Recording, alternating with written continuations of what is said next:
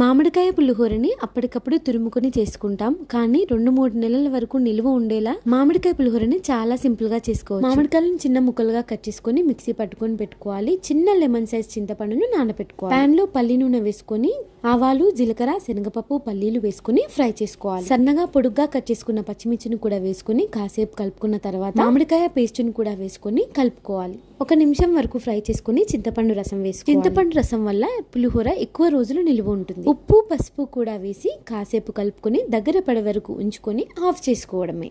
ఒక చిన్న పోపు గిన్నె తీసుకొని ఆవాలు, జీలకర్ర, శనగపప్పు, పల్లీలు, జీడిపప్పులు వేసుకొని కాస్త ఫ్రై అయ్యాక కరివేపాకు కూడా వేసుకొని పసుపు కూడా వేసుకొని అన్నంలో కలుపుకోవాలి. మామిడికాయ పులిహోర టేస్ట్ని తగినంత కలుపుకొని మిగతాది ఫ్రిడ్జ్లో పెట్టుకొని 2-3 నెలల వరకు వాడుకోవచ్చు. సరిపడా సాల్ట్ వేసుకొని మంచిగా కలుపుకోండి. టేస్ట్ అయితే తురిమిన దానికంటే ఇలా చాలా బాగుంటుంది. ఒకసారి ట్రై చేయండి. వీడియో నచ్చితే ఖచ్చితంగా లైక్ చేయండి.